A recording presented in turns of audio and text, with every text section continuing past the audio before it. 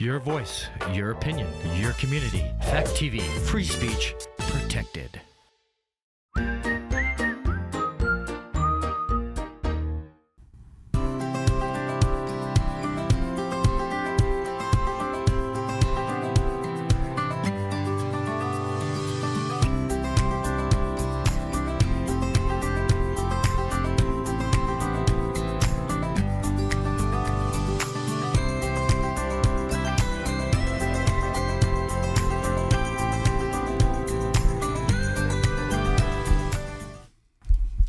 Hey, welcome to The Long Road. I'm your host, Kris Roberts, and we got a few current event type things going on. There seems to be quite a big panic about the possible government shutdown in 3 days. Two of the big issues that the Republicans are going for. Three issues. One of the senators from Kentucky, he is upset that the President Biden wants to spend another $6.7 billion to Ukraine, and he figures $100 billion is quite a lot of money. And we should not be sending any more money to Ukraine. The Republicans in both the House and the Senate, especially the House, they won't support any funding bill unless there's a major funding and emphasis on controlling the amount of people that are coming across the border illegally. And so that is going to be a tough sell. And so I was reading and watching a number of our major news outlets, and they were saying a lot of things that were not factual, but were not lying, but they knew what they were saying wasn't the truth. And they were talking about how, just when I was coming in, the radio was saying how the government shutdown will affect Social Security and veteran benefits and things like that. Well, even if the government shuts down, you will still collect your Social Security payments because Social Security is not included in the government's budget. It's a standalone. It will be continue collecting money from everybody that is working, and will still be paying out. The veterans part has been taken care of. The veterans will still receive their disability compensation. Veterans will still, wartime veterans will still receive their pension. The widows of wartime veterans who require aid and attendance will still receive those. Whether the government is up or down, those items will continue to be paid out. Okay, SNAP or food stamps. Okay, even if the government does not, the government shuts down, the SNAP pot, the agriculture pot, does have money left over, and so they would be able to issue out the food stamps for a while. WIC, which is for women and infants, that give them the ability to buy extra food that would help the woman recover from her pregnancy and the baby to grow healthy. They have money available. but what I was reading, one, they said they would only have 3 or 4 days of money available if there's a shutdown. Some other outlets say they have a larger amount of money and would they be able to last a longer time, depending on the shutdown.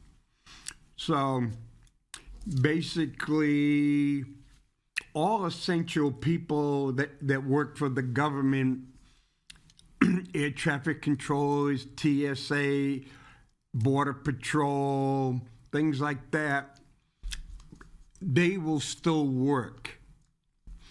They will not get paid until the government signs off on a continued resolution, or if they agree to a regular budget. All the non-essential people will go home and they won't get paid. But if it's anything like the other government shutdowns, if the government shuts down for 3 weeks, the people stay home for 3 weeks, and then when they get back, they'll get paid for all the lost pay. If you're in the military, of course, you just can't get up and leave, but you will not get paid, and then once it's passed, you would get back paid to recover. One of the things, the military people should be getting paid this Friday, because Saturday and Sunday, Friday is the 29th, Saturday is the 30th, and the 1st is a Sunday, so they should get paid this Friday, and hopefully the government shutdown, if there is one, wouldn't last 15 days, because that's when the next pay cycle would come up. So it could have an effect. For some people, there'll be no effect at all. For a few people, there will be an effect. And so that's what will happen.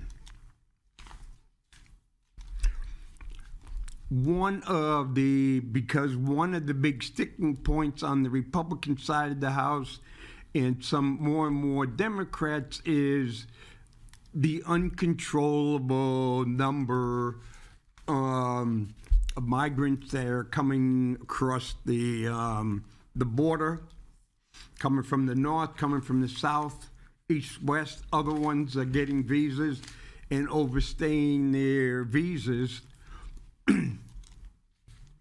And so, again, that's causing serious problems.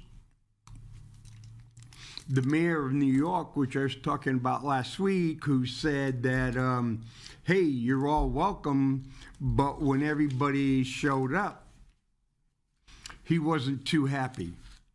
And so right now, the city of New York has 113,000 in its city's care, nearly 60,000 who are asylum seekers. So 53,000 are illegal, who got across the border, were not checking in. So of the 113,000, 53,000 are illegal. 60,000, nearly 60,000 are seeking asylum. And it's talking about right now, about 10,000 migrants continue to arrive in New York City every month. One of the problems is the mayor of New York, Mayor Adams, tried to force all the surrounding communities and communities up north of northern New York to take the migrants off his hand. They refused. He wanted the governor to force the communities. They refused. She refused. So what the mayor of New York has decided to do was for the migrants, he's going to say what he just said, okay, migrant, you are no longer a migrant. You are a New York City resident and you're homeless. So what we're going to do now is we're going to give you a voucher, and you can take that voucher any place in the state of New York, and you only have to pay 30% of your income, and the taxpayers of New York will take care of everything else. So say you make $2,000 a month, and you're renting a place for $1,500 a month. So what he's saying is, okay, we got this voucher. You'll pay $600 of the rent, and the taxpayers of New York City will pay the other $900 a month. So we're going to see how that's going over.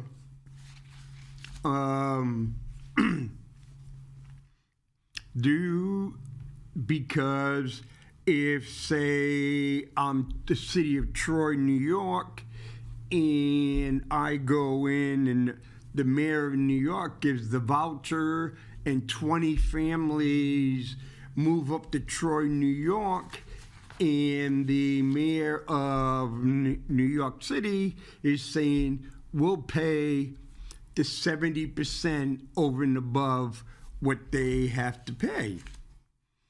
And you would go, wow, but there's also a darker side of it. It costs over $20,000 per child to be educated in the New York school system. So if I have 20 families and they each have 2 children, that's 40 children. And with 40 children that don't have to go to the schools in New York, that's over $750,000 of school funding that the city of New York, the taxpayers of New York, don't have to pay. But if they go to Troy, New York, at a lower price, that means Troy, New York would have to come up with about $500,000 to educate their children. So that's going to cause some really nasty stuff as people argue, and it's just going to happen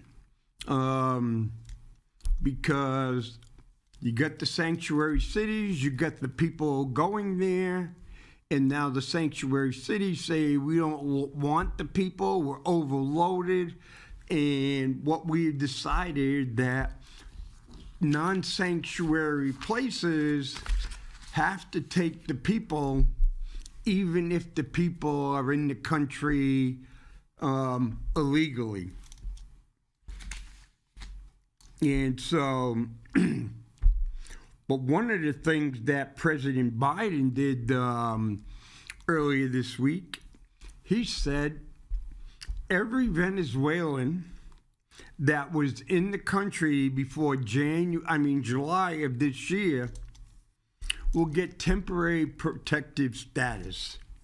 What does temporary protective status means?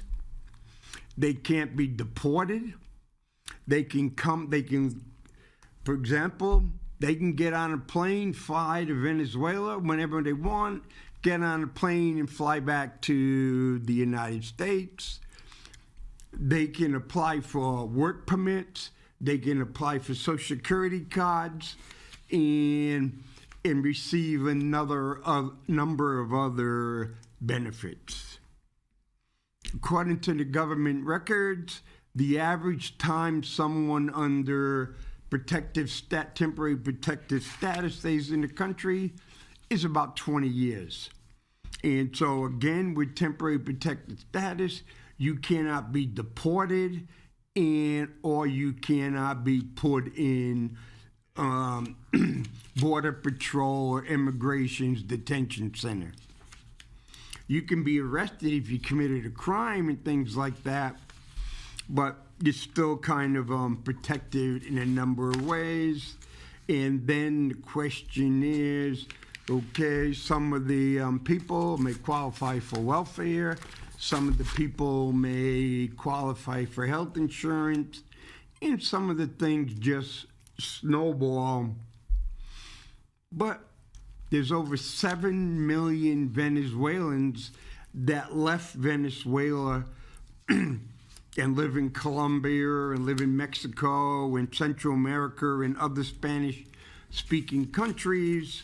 And if they go and say 472,000 are now protected, okay, what is the effect of this protective order going to do if I'm a Venezuelan living in Colombia? I would say it's pretty good that I'd want to take my chances and come to the United States and go under asylum. And it works. And the other thing what it was showing is of the migrants that have been going to New York City, 65 to 70% of them have been Venezuelan, because Venezuelan has a big Venezuelan community in New York City. We've been talking a lot about New York City. City of Chicago's having its problems. It's got crime. It's been these mass, kind of like what Philadelphia had just the other day. Massive people come in, smash windows, grab stuff, look at expensive places, and going.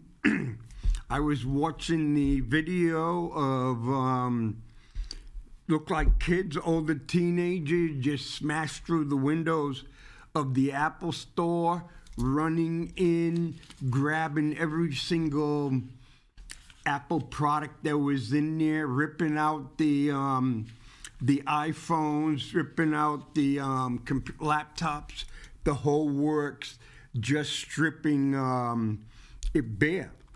Chicago's had that same problem. More stores are closing down.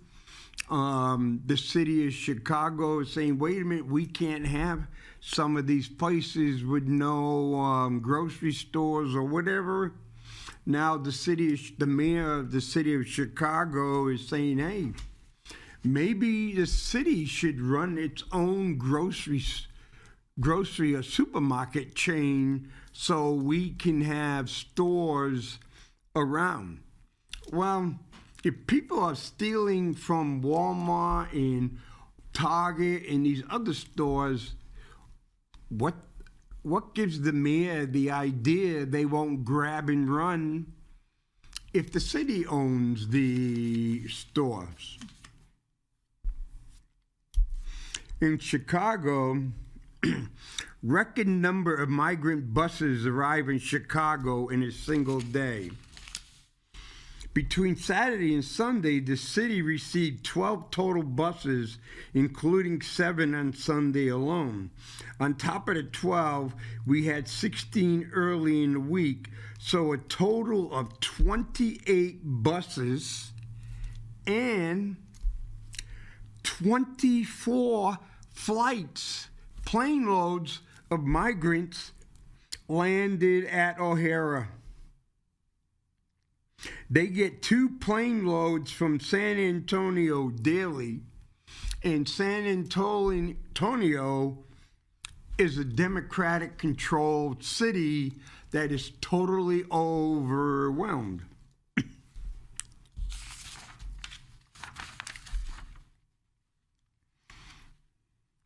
Data shows, the new data, since the end of August 22, more than 15,000 migrants have arrived in the city.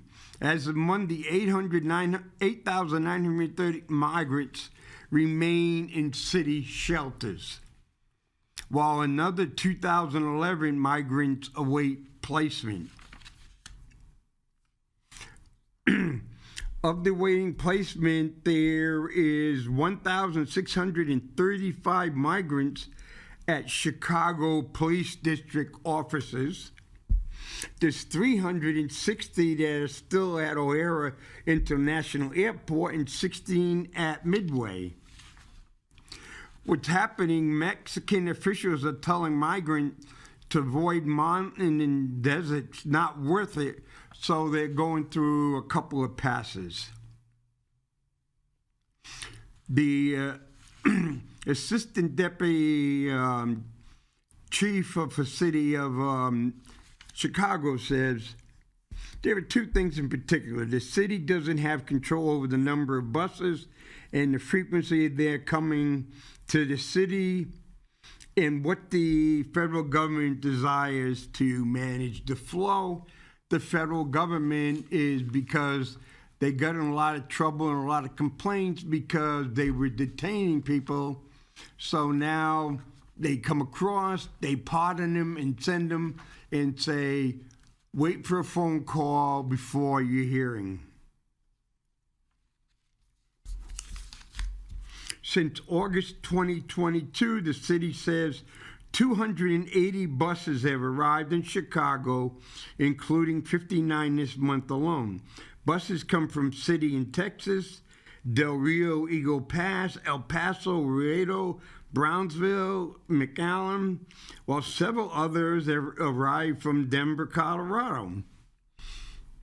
The Texas cities where the immigrants are being dropped off are being overwhelmed.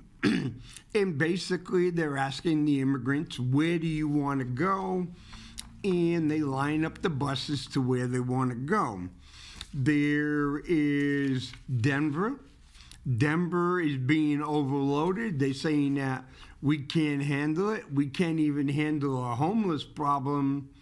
And with all the migrants coming, Denver's saying, hey, any of you migrants want to go to someplace else? You know, Chicago and New York are offering better deals.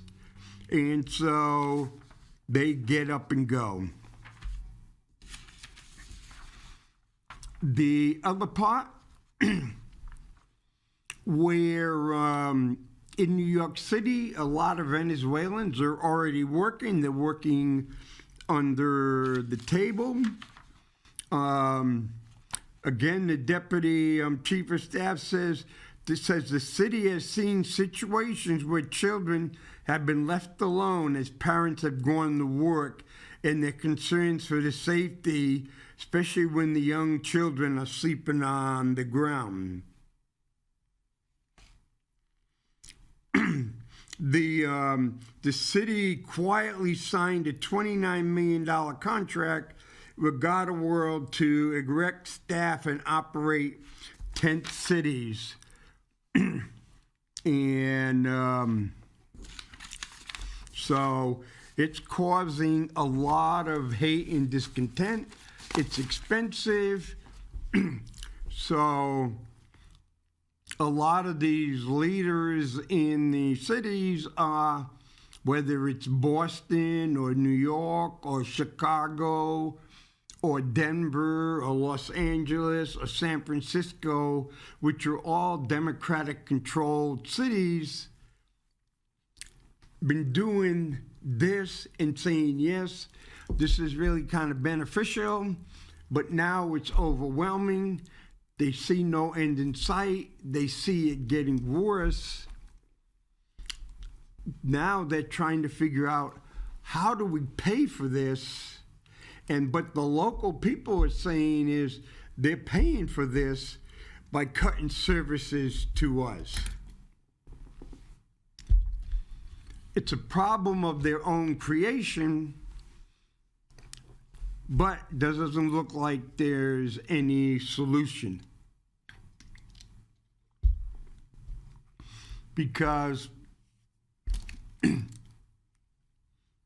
what we're doing is, for a lot of the migrants, the places that they're staying in, the service they're getting are a heck of a lot better than what they were used to living in. So there's the problem. It's going to get much worse before it gets better. And without a law being passed, which is going to be attached to the funding bill, we may have a government shutdown, and we may have a government shutdown for quite a while. Now, let's move on to some of the other things. We'll do some military, and we'll do some veteran stuff. Okay, this was published on August 9th, 2023, basically about 7 weeks before the end of the fiscal year. The Marine Corps and the Space Force are going to meet their recruiting goals for this year again. The Marine Corps just has that esprit de corps. It's like, if I'm a Marine, I'm a Marine for life, and you just have that about it. You know, I'm a little biased, but yeah, I'm a soldier, I'm an airman, I'm a sailor. Well, that's good. You served your country, and that's good. That's something you should be proud of. But as Marines, have no problem with you being proud of what you've done, what you've accomplished.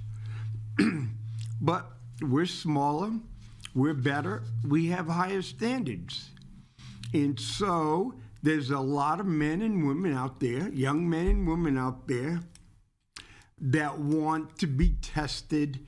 They want to achieve something. They want to know the standards are not going to be reduced. You're either going to make it or you're out. And kids want that. They want it. They don't want something that mom and dad's going to give them or whatever. They want something to be achieved and something that can be a lifelong pride thing. So the Marine Corps and the Space Force for the second year in a row are going to make it.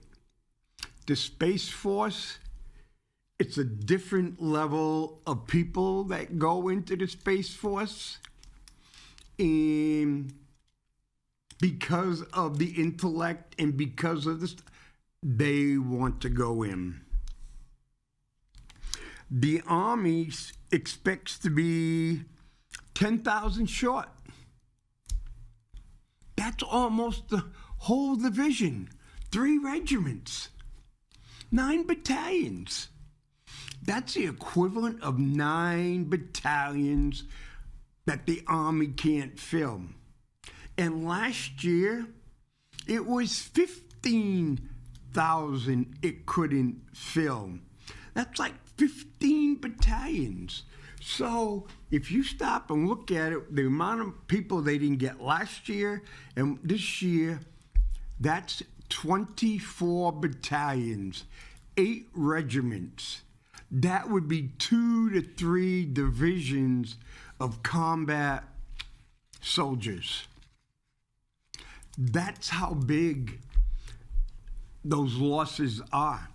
Last year, the Army had to shrink its size because it knew it couldn't fill. And they're short 10,000.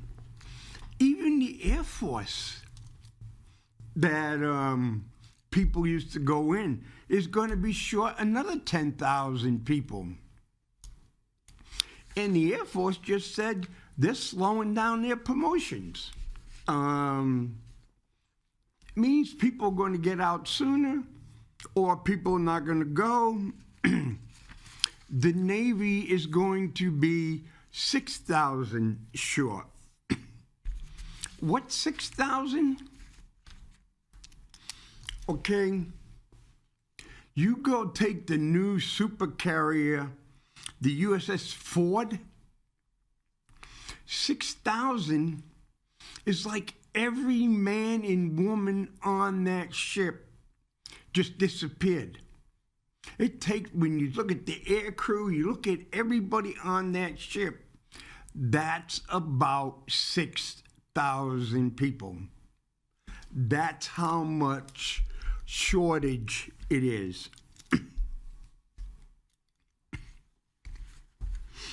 Okay. 17 to 24.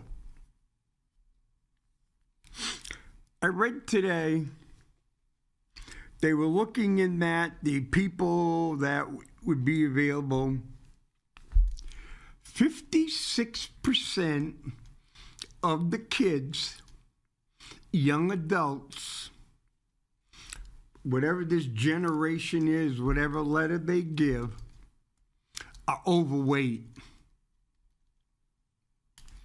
Okay? What we did about 10, 20 years ago, you know, we used to have the President's Fitness Reward. We used to have other things. But we said, you know, we don't want to hurt anybody's feelings. Why should Johnny and Susie work really hard and get the Presidential Fitness Award?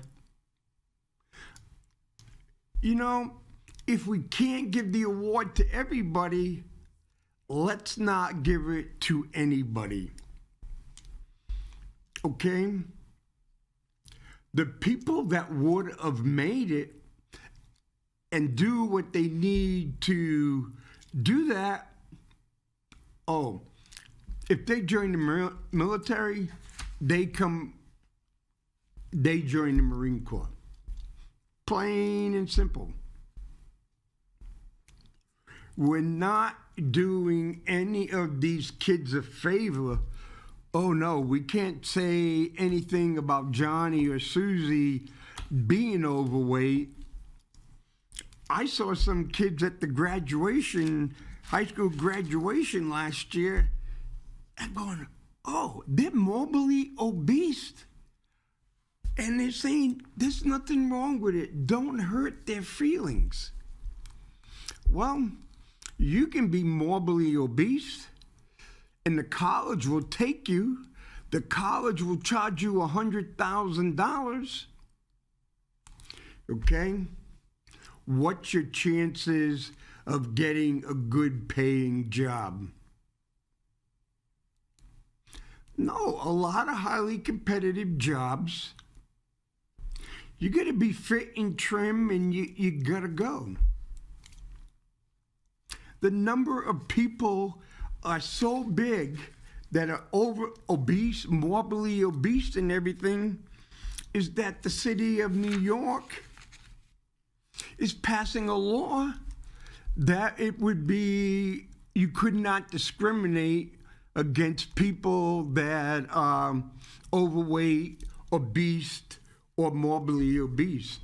But I can go, wait a minute, why would I want to hire a bunch of morbidly obese people when the statistics show they're sick more often, and when they're sick, they have more expensive claims. So my insurance claims and my premiums are really high, and that takes away from my bottom line. So we're not telling the kids some of the factors that are going to have negative effect on them later, because we don't want to hurt their feelings. We don't want to, ruin their self-esteem. Well, self-esteem is earned. Again, like the Marine Corps, self-esteem, self-respect, self-confidence, always earned, never given. And so we're hurting these students. And right now, between 17 and 24, only 23% of the kids, men and boys and girls in there, don't qualify. 77% don't qualify to become Marine officers. In the military. 66% say they don't want to join the service because of possible physical injury or death. Okay? When you look at the amount of people that get killed in the service and stuff, far less than the number of people that get killed in auto accidents every year. Far less than the amount of people that die in drug overdoses every year. Possibility of PTSD or other emotional and psychological issues. Read a report that over 60% of the kids in college have emotional and psychological and other mental health conditions. 55% say they don't want to leave their families or friends. Oh, I guess you're going to grow up and stay living at home, maybe in mom's basement, or stay in the same city. 47 said they have other career. 38% don't like the military lifestyle. Required to live in places I don't want, it's 33. 33% of a long commitment, 4 years is just too much for them. 32% don't want, it may interfere with their college education. Even thought they can get a college education while they're in the service, and the military pays for it. My grandson's in there, and he's already got 3 courses out of the way, 9 credits, and he hasn't had to pay a single penny. He has to buy books, but that's about it. Possibility of sexual harassment and assault, 30%. Well, 30%, you have a much higher chance of getting sexually assaulted and stuff in the while you're going to college. Veterans, look at the numbers. In 1990, 33 years ago, there was 27.5 million veterans. In 2000, it dropped a million down to 1.1 million, down to 26.4. Okay? From 2000 to 2010, it went from 26.4 to 21.8. And from 2010 to 2022, it's dropped down to 16.2 million veterans.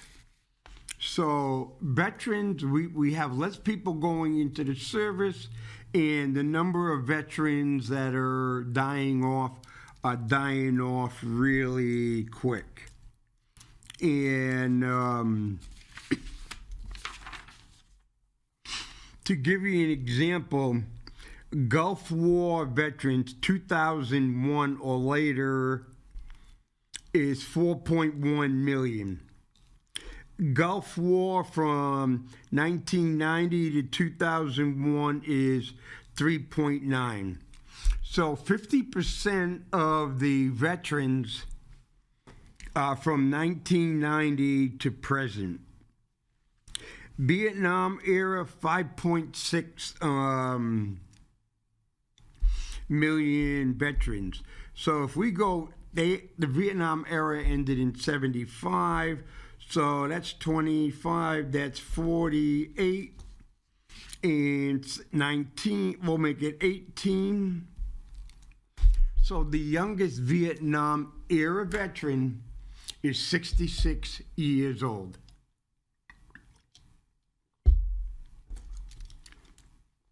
So we've got a number of, and there's some overlapping between these. So Vietnam veterans, 75, it is not unusual to see them at 75 or 80 years old, because a lot of the action was from 66 to 69. And so that's 31, 54. If you were in Vietnam in 69 and you went right and you were 19, you would be 73 years old. The Korean War, down to 800,000. That was in 2021. World War II was 182,000. When you look at 182,000, that may seem like a lot of number, but there was over 16 million people that served in the uniform during World War II.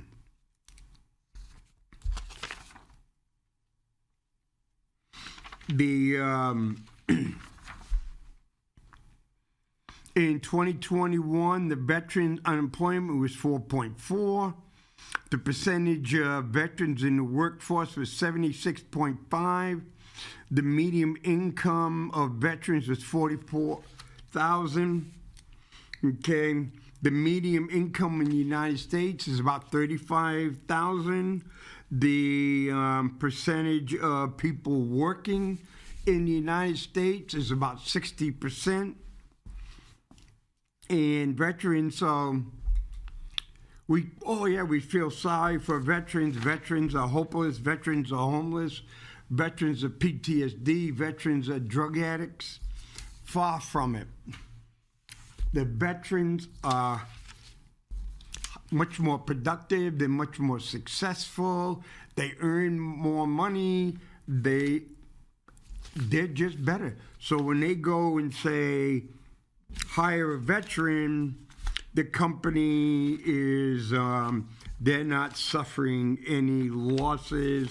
They know they're going to get a good quality individual. Okay, when we go in below the poverty level, veterans are almost half lower than the normal population. College degrees, veterans have about 33. 1 out of every 3 veterans have a college degree compared to 2 out of 5. And veterans, again, have lower unemployment. So veterans have a lot to offer. When we talk about, do we pay to help veterans? Is veteran services there? The veterans have a great mental health system. the VA has a great system for homeless. There's a lot of things available for veterans. And one of the things you have to look at is just because you were in the service does not make you a veteran. That's right. Just because you were in the service does not make you a veteran. After 1982, to be a veteran, you have to serve 24 consecutive months. Okay? If you're not discharged for medical reasons, which makes you a veteran, if you're going to Paris Island and you're running off the bus, you fall and smash your face, and you're medically discharged with less than 30 days, you're a veteran. That's a service-connected injury. Okay?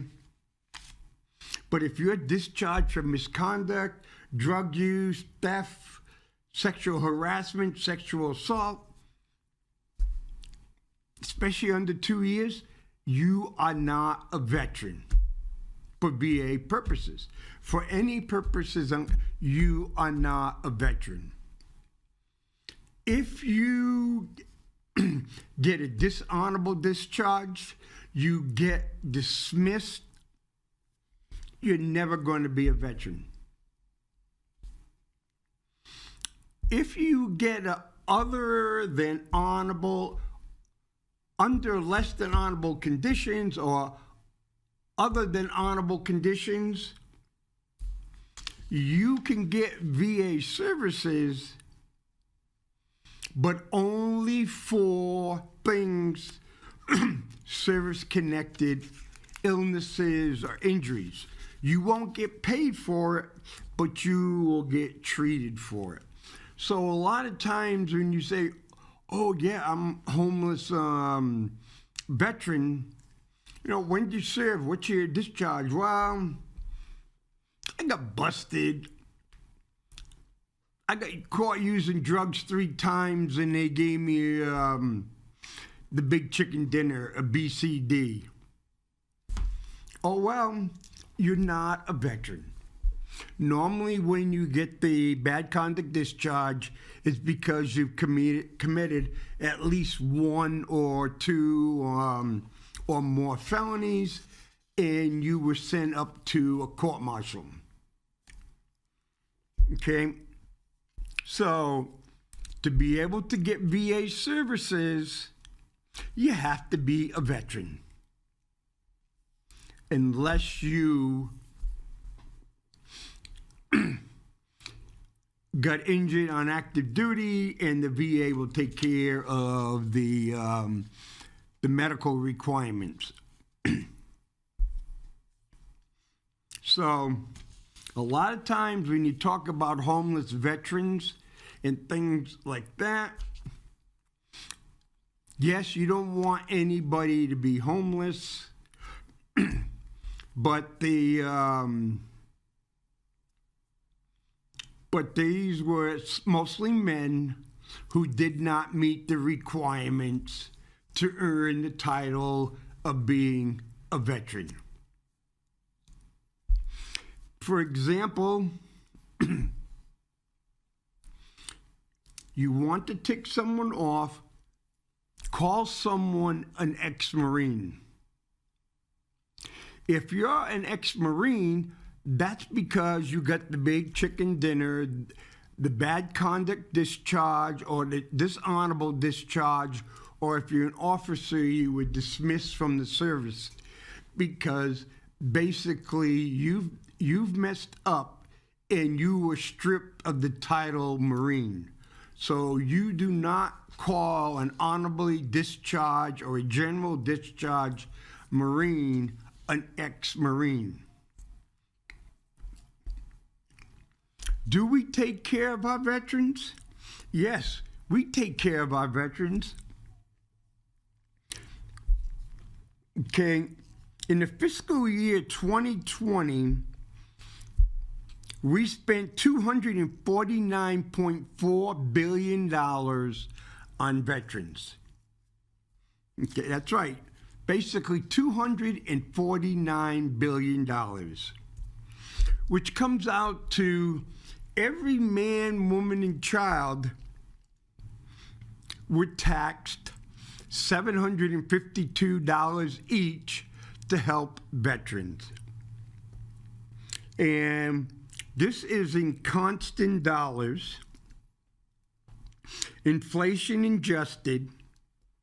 In 1980, when we had pretty close to 30 million veterans, the American people spent $78 billion. In 1990, almost 27 million veterans, $67 billion. 2000, $81.5 billion. 2010, almost doubling to $147 billion. In 2020, again, $249 billion. So when you look at it, in 1978, again, inflation adjusted, 30 million veterans, the American people spent $78 billion. 1990, with 27 million veterans, $67 billion. In last year, in 2020, $249 billion for 16 million veterans.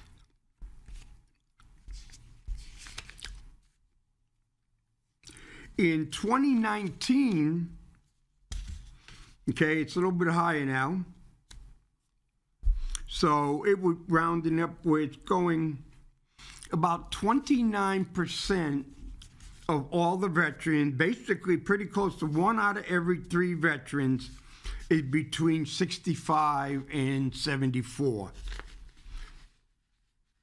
And so, again, when we were talking about the veteran population has declined by 34% since the year 2000, but the Veterans Affairs, the VA spending is up to 185%. Half of all veterans in the United States are 65 and older. The aging population, the total annual VA spending for veterans in 2000 was $2,700. In 2019, it was almost $12,000. And mostly all the money, 80% of the money that the VA gets is spent on VA disability and medical care for the veterans. And so spending for the disability program has quadrupled from $22 billion in 2000 to $85 billion in 2019. And so as the veterans are getting older, more and more veterans are applying for disability, and the types of disability are getting higher. For example, this year they added for all the Vietnam veterans hypertension. Okay, most of them are getting service-connected 0%. But what has happened is if I have hypertension and I have a stroke, which could be really serious, that becomes a secondary condition to hypertension. Well, hypertension pays nothing, but if the stroke is serious enough, it may make the veteran unemployable, and all of a sudden it be homebound. Because that's a secondary condition, that the veteran would then be paid about $4,200 a month, or about $50,000 a year tax-free, and all medicine and all that other care would be free. So the people who qualify to be veterans and choose to use the VA system, which about 7 million veterans do not choose to use the VA system, the vast majority get really good care. Half the veterans that use the VA system do not have anything service-connected wrong with them. They get to use the VA system, excuse me, because they fall below a certain income level. So that was never intended, but excuse me, the American people have gone out of their way to take care of their veterans. They're doing a good job of taking care of their veterans. And again, where if you have a drug issue or whatever, it should be taken care of, but do not confuse VA treatment for a bunch of individuals who went into service and were shown the door for misconduct with the people that accomplished it. Second is veteran suicide. When you compare veteran suicide to male suicide, the numbers are quite different. Also, the number of veterans, the age of veterans committing suicide in their 40s, 50s, and 60s is increasing, just like it is on the regular non-veteran population. Every suicide is tragic. Every suicide hurts more than a heck of a lot more people than the person that committed suicide. So, in one of the last things, do not send your money to a lot of these organizations. They're saying they're helping these veterans, because a lot of them spend a lot of money taking care of themselves and very little money going to the veterans. The American people do a great job taking care of veterans, and do not waste your money giving it to someone that's possibly trying to scam you. Guess my time is up. But be proud of the American veterans. You, as American people, you are doing a great job of taking care of them. Thank you.